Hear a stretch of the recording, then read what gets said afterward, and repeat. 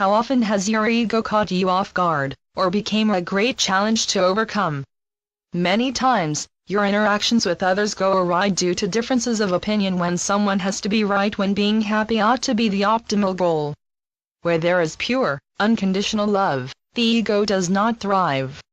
Where there is ego, there is trouble brewing somewhere. There is a purpose to your ego, dear ones. In your computers, there is a control panel, and through this panel you are given many choices on how to maintain your computer, and what directions you need to take for hardware and software changes.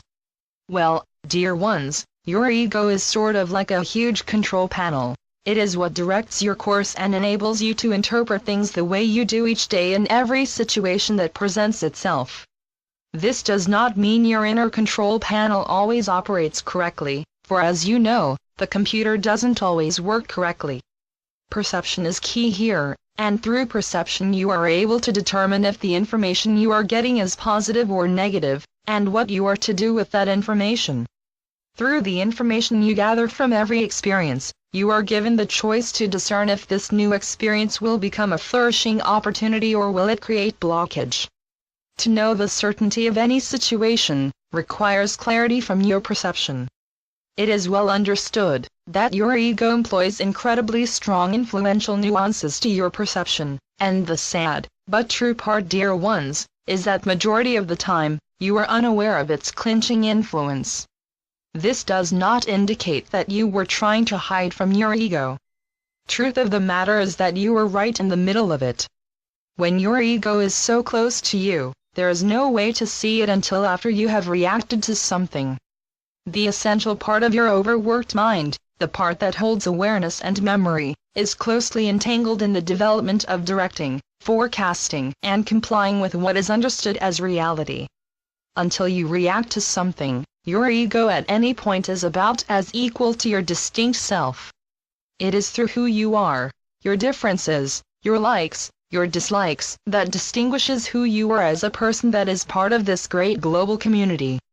As a result, your ego causes you to feel separated from everything and everyone else. If permitted, your ego will attempt to reshape your perception. And this can only occur because your perception in simple terms acts something like a filter. It filters whatever you've been exposed to, regardless if it is through any computing device or in person.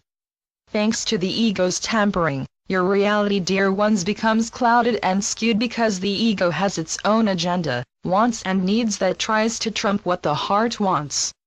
As far as your personal development and growth is concerned, your ego can do one or two things. It can either influence or bring setback to your personal development, and this, dear ones, also can bring harmful effects to your spiritual and professional tasks and goals. When you maintain control of your emotions and feelings, your ego can positively direct a new course of action that you may not have conceived before, or it can create new obstacles for you to overcome. Your ego has much power. It has the ability to direct you to attracting a kind of life that is meaningful and rewarding, or it could bring you the opposite, where opportunistic doors are suddenly slammed shut and you find yourself swimming in a pool of self-imposed limits. Even though the ego is virtually invisible until you react to something that unnerved or upset you, it does wield a lot of power. Many times, dear ones, the ego comes with essential life lessons that apparently sneak up on you when you are not looking. Some of these life lessons can easily be described as rude awakenings.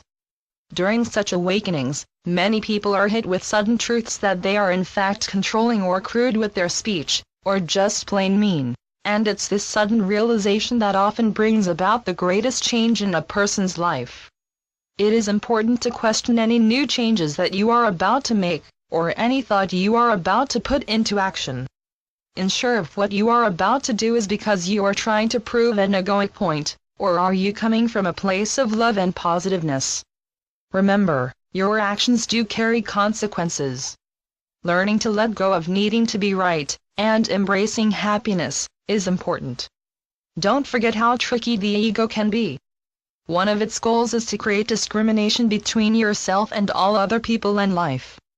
Yes, you are an individual, but you are also connected inherently through the subtleness of the universe and its many natural ways. You are not limited, and knowing this, it is important to understand that dissolving much of your egotistic ways doesn't mean becoming wholly selfless. It's about adopting a more naturally, unconditional, loving way towards yourself and towards others and all life. It is up to each individual to wholeheartedly let go of the invisible cord of separation, and expand your mental and emotional faculties to being able to identify that everything and everyone is connected to you. By growing and cultivating your awareness, dear ones, you bring fresh realization to what you thought you knew, giving you the ability to make new changes to how you think and live as global neighbors in this ever-moving universe, while maintaining the inner knowing of your personal relationship with the divinity of creation. Becoming less self-centered means you are willing to unravel many of the restraints your ego has kept you from, and to become more for the effort needed to undertake such a challenge. When you free yourself from your ego, you no longer see yourself as an isolated identity, but interconnected to the web of life. You are important, dear ones. No one person is less or more important than the other. Nurture your individual consciousness so it may grow and develop, so it has the ability to incorporate everything and everyone around you as vital to your growth and happiness, just as you are important to theirs. When you can expand your personal development and growth, you are taking yourself on a whole new dimension of change. And the fresh vantage point you are giving yourself will alter your perception. You will be seeing the world from a whole new understanding. When you bring yourself out of the foggy haze of the ego, you get to glimpse what the big picture of life is to you. The more you embrace your environment with the unconditional, fiery love that is burning bright from your heart, the more you liberate yourself from struggling against it. Life is continuing to deliver you experiences to learn and grow from. Every experience is meant to help you determine certain choices, what is best for you and those affected, understanding the consequences, etc. Experiencing growing pains is common as you learn to let go of certain egoic ideals for the sake of happiness.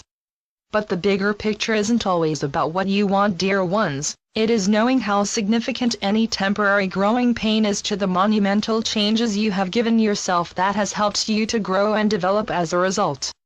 Like everything in life, there are positives and negatives, and through it all, for happiness to be the result, you need to find balance, so harmony may live and thrive. The ego is like this as well. It has its good points, as well as its not so good points. Only you can discern at the time of reaction how to continue in any situation. What is the best course of action? Will your focus be emitting from a place of unconditional love, or from the need of having to be right? As always, the answer and choice comes from you. And so it is.